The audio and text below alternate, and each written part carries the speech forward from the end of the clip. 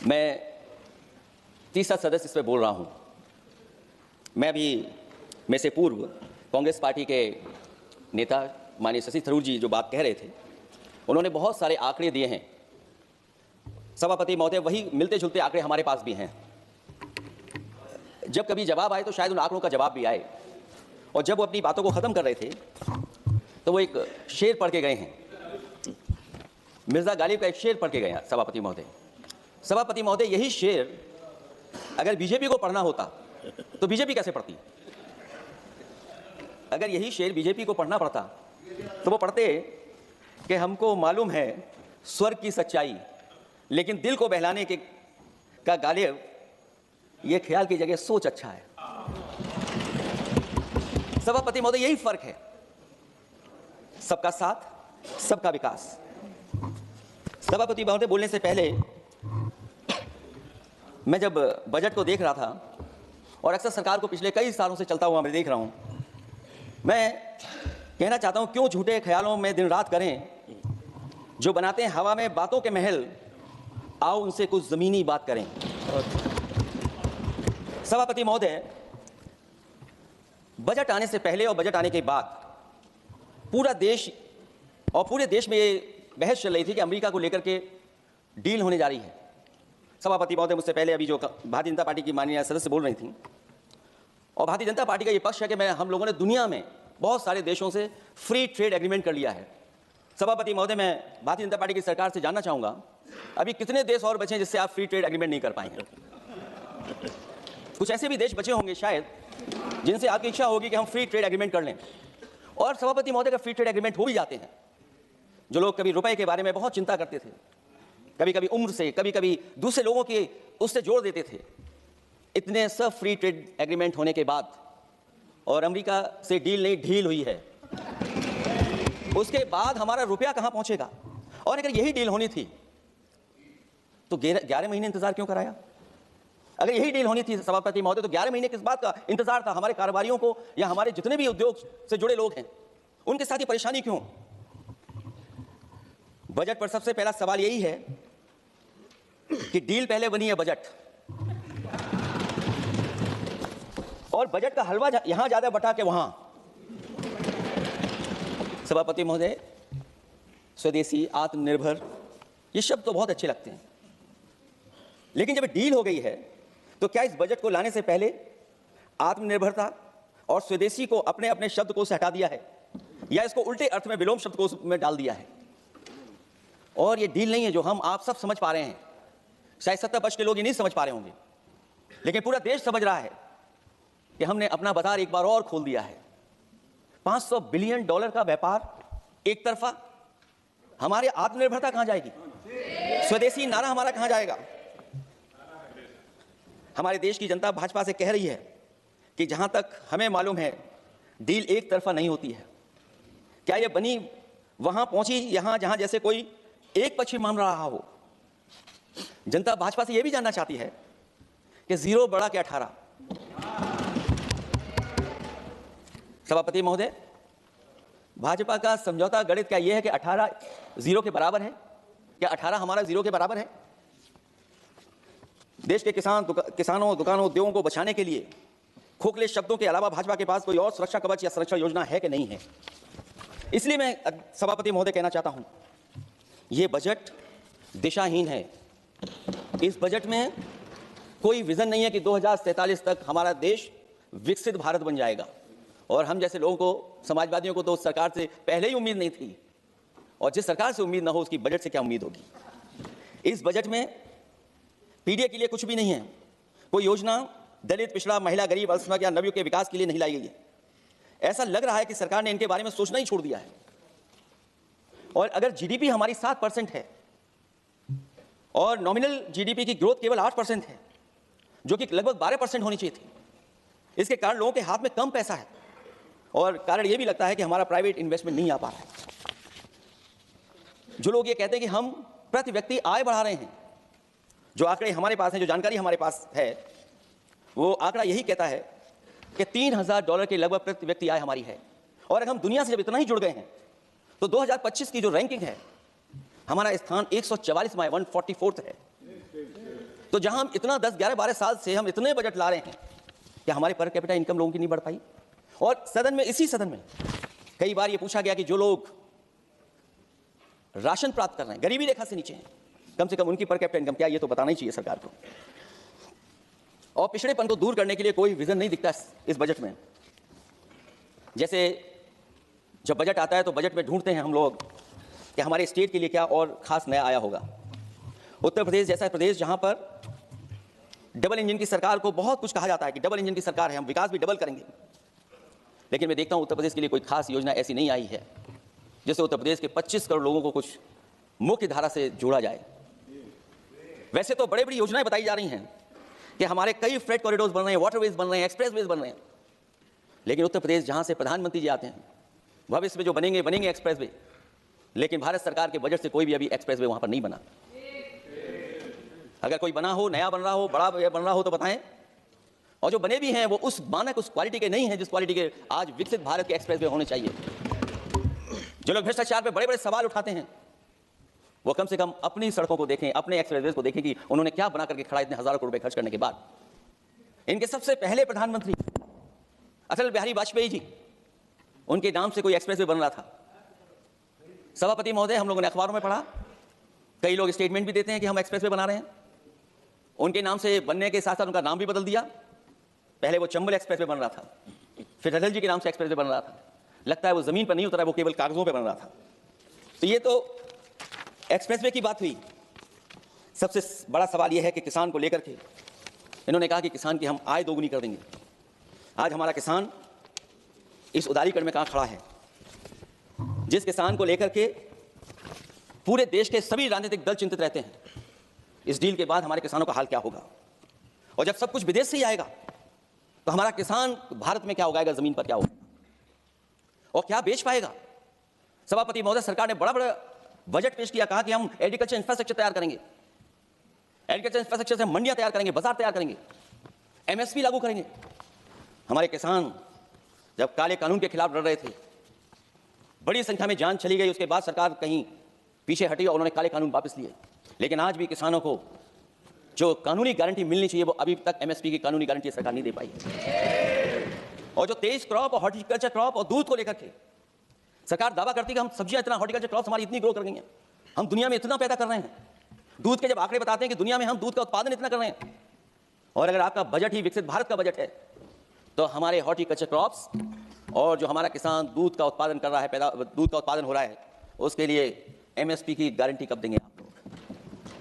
और गारंटी हम लोग इसलिए मांग रहे हैं क्योंकि उसको घर कैसे बनाएगा, घर कैसे चलाएगा? अगर उसको लाभ नहीं मिलेगा, बच्चों को कैसे पढ़ाएगा, अपनी बेटियों को हंसी खुशी विदा कैसे कर पाएगा? और इधर तो जहां फसल की कीमत नहीं मिल पा रही है, सभापति महोदय, सोने के भाव कहां पहुंच गए? पहले गरीब सोचता था जब हम अपनी बेटी की विदा करेंगे तो कुछ सोने का एक सामान खरीद करके दे देंगे उसको।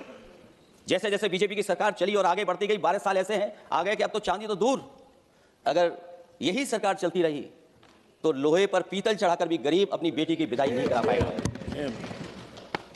कैसे अपने भविष्य के लिए 2 पैसे जमा कर पाएगा? मतलब आज क्या खाएगा, कल के लिए क्या बचा पाएगा? ये किसानों के बड़े सवाल हैं। भाजपाई किसानों को लाभ नहीं पहुंचाना चाहते हैं, ये किसी और को लाभ पहुंचाना चाहते हैं। कुछ अदृश्य लोग हैं जिनको लाभ पहुंचाना चाहते हैं, क्योंकि इनका बजट, जो बजट बनाते हैं वो आम जनता का ना उसमें जिक्र है ना फिक्र रहती है। और अगर फिक्र होती उनको तो किसान की खाद समय पर मिल जाती, उनको बीज समय पर मिल जाता, सस्ती बिजली उपलब्ध हो जाती, सिंचाई या सिंचाई मुफ्त हो जाती थी। और मुझे याद है सभापति महोदय, समाजवादी सरकार में हम लोगों ने किसानों की सिंचाई मुफ्त करने के भी फैसले लिए हैं। कीटनाशक दवाइयां कितनी महंगी हैं और सरकार ने किसानों को अपने हाल पे छोड़ दिया। मंडियों पे कहीं कोई खरीद नहीं है, और अगर खरीद हुई है तो सरकार बताए कि धान, आलू या गेहूं की खरीद में तो मिल जाती है उसको कीमत, लेकिन धान और आलू जैसी फसलों पर कोई सरकार कीमत नहीं दे पा रही है।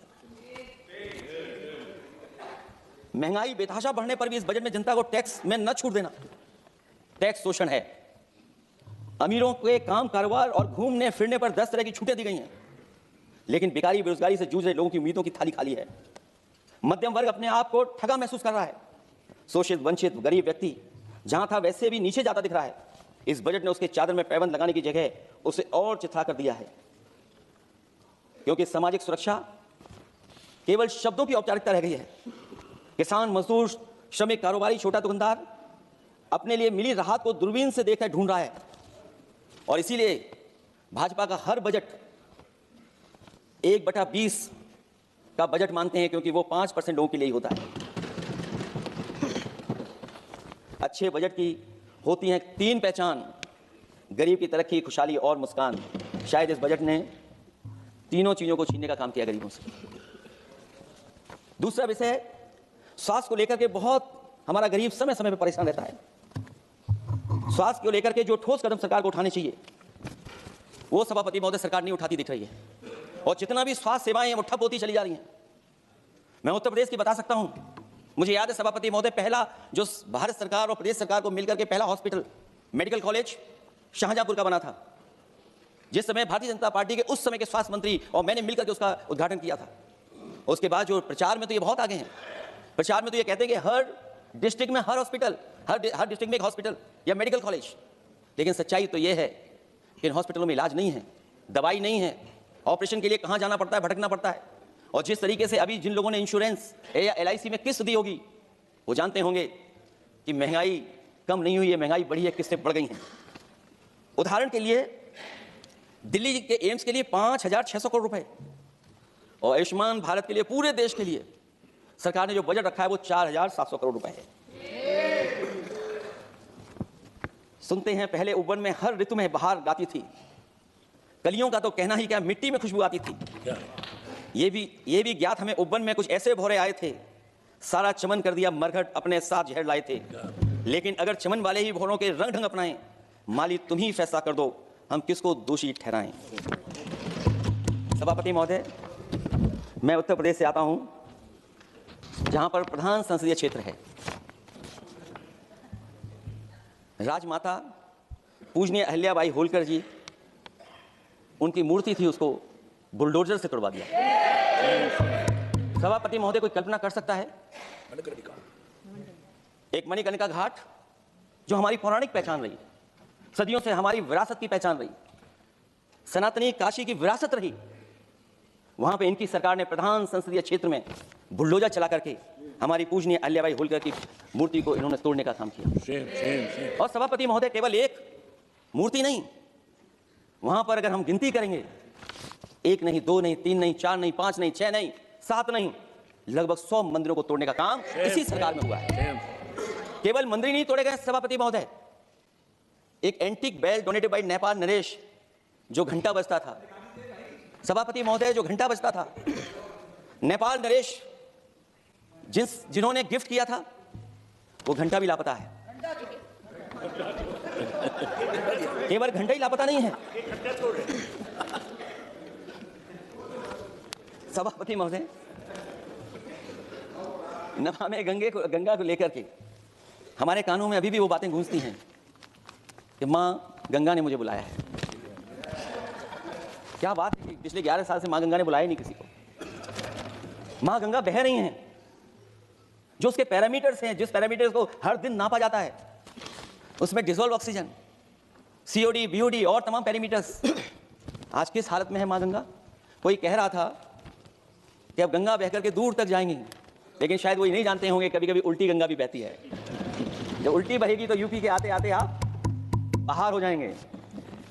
सभापति महोदय, नमामि गंगा, मां गंगा में जुड़ने वाली नदियां, वरना नदी को एक संरक्षण कैसे हो, ब्यूटिफिकेशन कैसे हो, रिवर फ्रंट कैसे बने, उसकी शुरुआत की थी। लेकिन सभापति महोदय, इनकी बुलडोजर सरकार ने उसका काम रोक दिया। काली नदी किस हालत में है। यमुना के बारे में दिल्ली की सरकार जब बनानी थी तो कहा कि हम दुनिया का सबसे बेहतर रिवर फ्रंट बनाएंगे यमुना पर, इसी राजधानी में कहा गया। आज बताइए यमुना की हालत क्या है। और अगर यमुना दिल्ली में गंदी हो रही है तो ये बहकर के जब यूपी जाती है तो मथुरा में भी गंदी है। और थोड़ा बहुत साफ गंगा इसलिए हो जाती है क्योंकि जब चंबल का पानी उसमें जुड़ता है, थोड़ी बहुत यमुना साफ हो जाती है, उसके बाद यमुना में भी कोई सफाई का सरकार ने इंतजाम नहीं किया। और आज भी मैं कहता हूं, देश का सबसे अच्छा रिवर फ्रंट अगर कहीं बनाए तो लखनऊ में बनाए गोमती रिवर फ्रंट। जो लोग ये कहते हो कि दूसरा रिवर फ्रंट अच्छा है, मैं उनसे कहूंगा कभी लखनऊ के रिवर फ्रंट पर भी घूम करके आइए, तब आपको मालूम पड़ेगा कि रिवर फ्रंट क्या होता है। 26 जनवरी इसी वर्ष मैंने एक प्रतिष्ठित अखबार को पढ़ा और उसमें देखा मैंने कि high uranium in India's ground water samples लिए गए हैं। एक्सपर्ट्स वार्न कर रहे हैं कि सेवरल हेल्थ रिस्क हैं उससे। Lead pollution alarming in 69 rivers in India contaminated, rivers are contaminated. हमारे पानी में पेस्टिसाइड, इंडस्ट्रियल वेस्ट है, अनसेफ है ड्रिंकिंग के लिए। हमारी नदियों में मरकरी है, डेंजरस लेवल। और जितनी भी हमारी वाटर बॉडीज हैं इंडस्ट्रियल टाउन्स के आसपास, सब में टॉक्सिक है, मरकरी है, बड़े पैमाने पे डेंजरस है पानी वहां का। और कई जगह इंडस्ट्री का सीधा सीधा वेस्ट जा रहा है। आर्सेनिक लेवल का सोच ही नहीं सकते हम लोग, जो मानक है उससे कई गुना ज्यादा है। ये तो हमारे देश का पानी है जो नदियों में बह रहा है, जो अंडरग्राउंड वाटर बन रहा है हमारा। ठीक ही कहा हमारे माननीय सदस्य ने कि जो संपन्न है, प्रिविलेज हैं, वो लोग तो पानी साफ करने की मशीन खरीद सकते हैं। हमारा गरीब क्या खरीदेगा? गरीब की हेल्थ को कितनी परेशानी और रिस्क है। यहां तक कि अंतर्राष्ट्रीय प्लेटफॉर्म पर हमारे देश को भी सुनना पड़ा एक प्रतिष्ठित चैनल पर कि आपके देश में इन्वेस्टमेंट क्यों आएगा, क्योंकि वहां आ ही नहीं सकता है, क्योंकि आपकी हवा खराब है। सोचिए, देश का पानी खराब हो। और ये मैं नहीं कह रहा हूं, पानी खराब सरकार को मालूम है, नहीं मालूम है, लेकिन जो प्राइवेट कंपनियां हैं जिनको अपना पानी बेचना है, तो वो बता रही कि आपके भारत के पानी में क्या क्या है। और ये बात गलत है तो सरकार ऐसी कंपनियों पर प्रतिबंध क्यों नहीं लगाते हैं कि इस तरह अपनी कंपनियों का सामान बेचने के लिए झूठा प्रचार कर रहे हैं। जो चर्चा होने लगती है हवा खराब है, हालांकि उत्तर प्रदेश आते आते सरकार की भी हवा खराब हो जाती है। सरकार सबको डराती है, लेकिन सरकार को कोई नमस्कार न करे उसको नहीं डरा सकते। हमने तो कहा कि तुम लखनऊ से गए हो, लखनऊ का जो अदब है, लखनऊ की जो हमारी पहचान है, कम से कम अगर नमस्कार नहीं कर सकते तो आदाब तो कर ही देते वहां जाकर। जो लोग पिछड़े पीडीए उनके पक्षधर बनते हैं, आरक्षण को लेकर के कहते हैं कि हम आरक्षण देंगे, उनकी सरकारों में क्या अपॉइंटमेंट हो रहे हैं। मुझे याद है इससे पहले जब बहस हुई थी सदन में, वहां से बात निकली थी कि किस तरीके से अपॉइंटमेंट हो रहे हैं यूनिवर्सिटीज और कॉलेजेस में। मैं उसी पे कुछ कहना चाहता हूं। ये अपनी अपनी किस्मत है, कुछ कलियां खिलती हैं ऊपर और दूसरी मुरझा जाती हैं झुके झुके जीवन भर भूं पर। मानव बदकिस्मत है, लेकिन क्या वे महक नहीं सकती हैं? अगर मिले अवसर अंगारे से क्या दहक नहीं सकती हैं? जिस तरीके से आरक्षण पर खिलवाड़ हो रही है उसकी कोई कल्पना नहीं कर सकता था। विकसित भारत तभी विकसित भारत माना जाएगा जब हमारे पिछड़े, दलित, आदिवासी, अल्पसंख्यक मुसलमान भाई को बराबर का हक मिलेगा। और जब तक हक नहीं मिल रहा उनको, तब तक शायद विकसित भारत का देखने का सपना आधा अधूरा है। अभी अभी सुप्रीम कोर्ट ने कहा है माइग्रेशन को लेकर के, सुप्रीम कोर्ट ने 16 जनवरी को एक फैसला पलट दिया। हाई कोर्ट के फैसले को पलटते हुए फैसला सुनाया कि यदि आरक्षित वर्ग का कोई उम्मीदवार बिना किसी छूट का लाभ लिए अगर अनारक्षित वर्ग से ज्यादा नंबर प्राप्त करे तो उसे अनारक्षित वर्ग में सेलेक्ट किया जाएगा। क्या सुप्रीम कोर्ट भी कह रहा है? हमारे सरकार की भी नियत है कि सबको आरक्षण मिलना चाहिए जिनका हक हो। हमारे प्रधानमंत्री जी भी कहते हैं हम पिछड़े हैं। हमारे दूसरे नंबर के नेता, क्योंकि उन्हें सनातनी बनना था, अपना धर्म बदल के दूसरा धर्म लिख लिया उन्होंने। तो कम से कम पिछड़ों का तो ख्याल करिए आप। जब पिछड़ों का ख्याल करोगे तभी आपका देश विकसित बनेगा, भारत विकसित बनेगा। अगर आप पिछड़ों को छोड़ देंगे, दलितों को छोड़ देंगे, आदिवासियों को छोड़ देंगे, अल्पसंख्यक भाइयों को छोड़ देंगे, तो आप कैसे विकसित भारत बनाएंगे? एक आर्थिक बराबरी है, दूसरी सामाजिक बराबरी है। और मुझे लगता है बजट से ना आर्थिक गैर बराबरी दूर हो रही है, ना सामाजिक गैर बराबरी दूर हो रही है।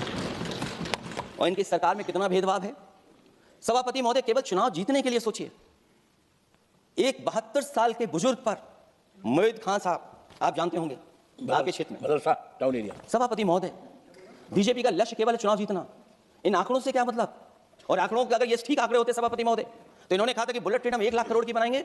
आज बुलेट ट्रेन 2 लाख करोड़ की कैसे हो गई? सभापति महोदय कहा कि हम 1 लाख करोड़ में बनाएंगे बुलेट ट्रेन। और बुलेट ट्रेन केवल संपन्न स्टेटों में क्यों? हमारे बंगाल, बिहार और यूपी में क्यों नहीं? और अगर आप हाई स्पीड बुलेट ट्रेन लाना चाहते हैं, 1 लाख करोड़ का बजट दिया था, 2 लाख करोड़ बजट हो गया। यूपी में जब बनेगा तो पता नहीं कब बनेगा, कौन जानता है कब बनेगा। चुनाव जीतने के लिए इनकी सरकार के लोगों ने झूठा फंसाया, झूठा फंसाया। और इसलिए फंसाया कि वो मुस्लिम है, इसलिए फंसाया। 72 वर्ष के बुजुर्ग को 19 महीने जेल में रखा गया। समाजवादी पार्टी को बदनाम किया गया, और केवल इसलिए कि चुनाव जीत जाए आप, अयोध्या का चुनाव जीत जाए, क्योंकि अयोध्या का चुनाव आ रहे थे आप लोग। मैं अयोध्या की महान जनता का धन्यवाद देता हूं कि उन्होंने कम्युनल पॉलिटिक्स का समापन किया है। वो विकास के रास्ते पे जाना चाहते हैं। मैंने पहले भी कहा, फिर कहता हूं, आपका विकास अयोध्या का तो मैं जानता हूं कैसा है, क्योंकि लोगों ने काशी को क्यूटिव बनते नहीं देख पाए। अगर हम सब सदस्य हैं और हमारे प्रधान संसद के संसदीय क्षेत्र को अगर हम क्यूटिव न बना पाए, आप विरासत में डालें वहां पर कई सौ पुरानी दाल मंडी, जिसमें केवल वोट नहीं मिलता, इसलिए दाल मंडी को आप डिमोलिश कर देंगे आप। बनारस। और इसको अयोध्या को जीतने के लिए 72 वर्ष के एक व्यक्ति को झूठा केस लगाया, झूठा फंसाया, जेल भेज दिया, और न केवल उसको जेल भेजा बल्कि उसकी दुकानें और उसकी बेकरी पर भी बुलडोजर चला दिया आपने। क्या डेमोक्रेसी में हमारे बुलडोजर का कोई स्थान है क्या? हाई कोर्ट कहता है कि आप फैसला सुना सकते हैं क्या? कोर्ट कहता है कि आप कौन हो गए फैसला सुनाने वाले लोग? और फिर आप लोग कहते हैं कि हर घर जल और नल। सभापति महोदय, इन्हीं के विधायक ने मंत्री जी को घेर लिया, इन्हीं के विधायक ने मंत्री जी का अपहरण कर लिया, और ये कहते हैं कि हम तो, हमारे कोई अराजकता नहीं है। ये कहते हैं इन्वेस्टमेंट लाएंगे, हम एमओयू साइन करेंगे। सभापति महोदय, देश के प्रधानमंत्री, देश के सबसे बड़े उद्योगपति उत्तर प्रदेश पहुंचे थे, एमओयू साइन किए गए, लाखों करोड़ के एमओयू साइन हुए, और एमओयू साइन होने के बाद जमीन पर कितना उतरा ये बताए सरकार? एमओयू के बाद सरकार बताए कितना जमीन पर उतरा है? इन्होंने जब कश्मीर का 370 हटा रहे थे सभापति महोदय, हाँ ना, बजट ही है ये एमओयू में, क्योंकि सर्टिफिकेट नहीं देंगे तो कौन आपका इन्वेस्टमेंट लाएगा? ये राज्य का विषय नहीं है सभापति, राज्य से प्रधानमंत्री आते हैं। और आपने ये कहा कि प्रधानमंत्री के क्षेत्र में हमने देश में कहा कि हमने 1000 किलोमीटर मेट्रो बिछाई है। आपने देश के प्रधानमंत्री के क्षेत्र में क्यों नहीं मेट्रो बिछाई? क्यों नहीं बिछाई आपने? आपने देश के प्रधानमंत्री के क्षेत्र को एक्सप्रेस से क्यों नहीं जोड़ा आपने? क्योंकि आपके पास बजट नहीं है। अटल बिहारी वाजपेयी जी के आपने नाम से एक्सप्रेस क्यों नहीं बनाया, बताइए आप? ये बजट नहीं है आपके पास।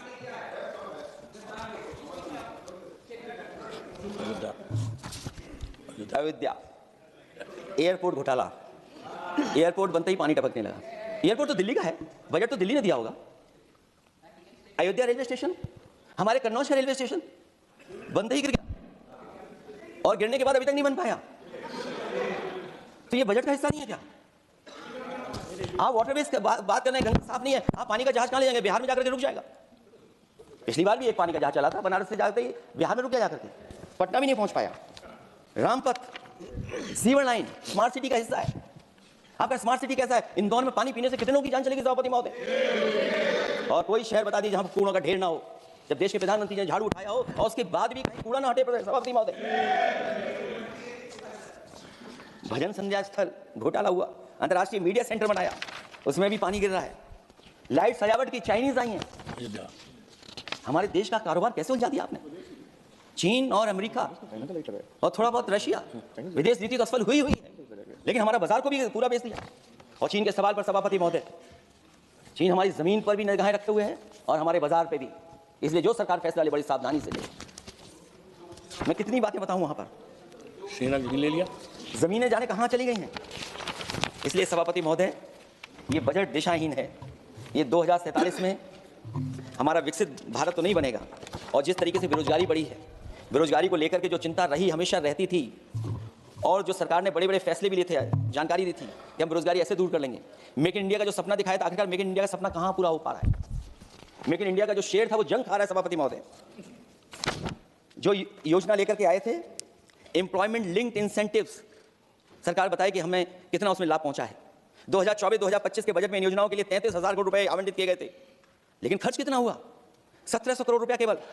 एक आपने पिछली बार सपना दिखाया था कि इंटर्नशिप की योजना, इंटर्नशिप वाली योजना जो घोषित की, जिसके लिए 10,000 करोड़ रुपए आवंटित किए थे आपने, लेकिन उसमें खर्च कितना हुआ है? 500 करोड़ रुपया।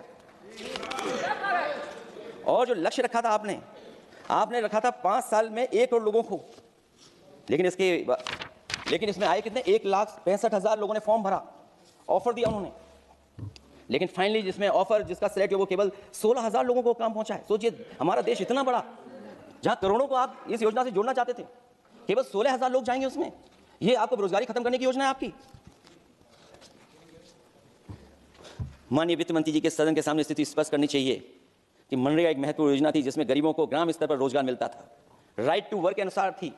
इस योजना को समाप्त करते हुए आपने क्या नाम रखा है? बीबी राम जी। और हमारे राम जी कहाँ बैठे हैं? कहाँ है हमारे राम जी? पीछे बैठे, जिन्हें बचपन से हम देखते हैं राम जी। ये हमारी खुशकिस्मती है कि राम जी सदन में बैठे हैं, लेकिन आप राम जी का अपमान कर रहे हैं। आप उनको यहाँ नहीं बैठा सकते, आपको यहाँ बैठाना चाहिए नंबर 2 पर। अगर आप सच्चे मायने में सभापति महोदय बीपी राम जी, आप कृपया वित्त मंत्री राम जी को नहीं जानती हैं। अखिलेश जी, हे भगवान, अखिलेश जी आप कृपया बजट पे आ जाइए। आप कृपया बजट पे आ जाइए अखिलेश जी। सभापति महोदय, बजट पे आइए, बजट पे आइए। एक मिनट, क्या बोले? फिर बोलना दोबारा। नहीं, आप बजट क्या बोलिए? नहीं सभापति जी, बोलिए। नहीं, सभापति महोदय, जिन्होंने गोली चलाई वो आपका राम मंदिर बना रहे हैं। सभापति महोदय, जिन्होंने गोली चलवाई वो राम मंदिर बनवा रहे हैं। अगर कुछ पता ना हो तो जाकर के पूछ लेना, पता कर लेना। आधी अधूरी जानकारी के साथ मत आया करो यहाँ पर। अब आप बताइए सभापति महोदय, बीवी राम जी नाम बदल दिया आपने। यूपी जैसा बड़ा स्टेट, उसको क्या मिलेगा अब, जहां पर 1000 ग्राम सभाएं अर्बन हो गई हैं। जब 1000 ग्राम सभाएं अर्बन हो गई हैं और 40% व्यय प्रदेश सरकारों पर डाल दिया गया है, ये स्कीम कैसे चलेगी आपकी? मैंने पहले ही कहा था कि एमएसपी की लीगल गारंटी मिलनी चाहिए। और जिस तरीके से किसान आत्महत्या कर रहा है, एनसीआरबी के आंकड़े सरकार के पास होंगे कि किसान कितनी आत्महत्या कर रहा है। जिन्होंने ये कहा कि 2022 तक हम दोगुनी आय कर देंगे, आप बताइए आलू की पैदावार की आय दोगुनी हो गई, धान की पैदावार करने वाले की आय दोगुनी हो गई। आपको गाय से बहुत प्रेम है। हमारे क्षेत्र में खुद एक काऊ मिल्क प्लांट बना, यूपी का पहला काऊ मिल्क प्लांट, आपकी सरकार ने उसको बंद कर दिया। आप कहते गाय की सेवा करो, लेकिन पहला यूपी का काऊ मिल्क प्लांट वो आपसे बंद हो गया। अगर शायद हम ऊंट के मिल्क की चॉकलेट बना रहे होते उस प्लांट से, तो वो प्लांट चलता रहता। आय दोगुनी कितनी हुई है बताएं सरकार? मत्स्य पालन और पशुधन विकास की तरफ सरकार का कोई ध्यान नहीं है। सरकार का कहना है कि वित्त अच्छी हुई है, लेकिन क्या कारण है कि एफडीआई में लगातार कमी आ रही है। विदेशी इन्वेस्टर्स क्यों बाहर ले जा रहे हैं, भारत में इन्वेस्ट करने के लिए क्यों नहीं इच्छुक हैं, और शेयर मार्केट क्यों इतनी जल्दी गिर जाता है। रुपए के मूल्य में डॉलर के विरुद्ध निरंतर गिरावट आ रही है। और इसके बाद सभापति महोदय, इस डील और ढील के बाद हमारा रुपया कहां होगा, ये सरकार जरूर बताए हमें। मैन्युफैक्चरिंग में कोई सुधार नहीं हो रहा है। अभी भी हम जीडीपी के 15% पर मैन्युफैक्चरिंग पर निर्भर हैं, जबकि मैन्युफैक्चरिंग के शेयर मेक इंडिया के अनुसार अभी तक 25% होना चाहिए था। इससे स्पष्ट लगता है कि मेक इन इंडिया, आत्मनिर्भर भारत और पीएलआई योजना सफल नहीं हो पाई है, और उसी का परिणाम है कि आज हमारे नौजवानों को रोजगार और नौकरी नहीं मिल पा रही है। सरकार उद्योगपतियों के साथ खड़ी है। सरकार द्वारा लेबर कोड्स लाए गए हैं, जिन लेबर रिफॉर्म्स के रूप में दर्शाया जा रहा है वो लेबर कोड एम्प्लॉयर के हित में है, लेबर के पक्ष में नहीं है और मजदूरों के नहीं है। अब अधिकांश उद्योगों द्वारा लेबर को कोई भी नौकरी से निकाला जा सकता है। इतना तानाशाही होगी कि जब चाहेंगे तब निकाल देंगे। उनके 8 घंटे से अधिक काम कराया जा सकता है। परमानेंट एम्प्लॉयमेंट की बजाय कॉन्ट्रैक्चुअल एम्प्लॉयमेंट की व्यवस्था की है सरकार ने। सोचिए, यही सरकार है कि सबका साथ सबका विकास। एयर पॉल्यूशन को लेकर के मैं पहले ही कह चुका हूं, और शहरी विकास तो इनका मैंने क्यूटो को मैं देखा है, इसलिए उस क्यूटो के बारे में मैं ज़्यादा नहीं कहना चाहता हूं। अंत में मैं इतना ही कहूंगा कि स्वास्थ्य और शिक्षा के केवल 10% और 14.2% बजट बढ़ाया गया है, जबकि पिछले वर्ष का पूरा बजट इन दोनों मदों में खर्च ही नहीं किया गया है। आखिरकार सरकार बताइए खर्च क्यों नहीं हुआ, आखिर क्या कारण है, किसी वजह से खर्च नहीं हुआ है। जल जीवन मिशन में 50,000 करोड़ रुपए खर्च नहीं हो पाए हैं, और प्रधानमंत्री आवास योजना में 40,000 करोड़ रुपए।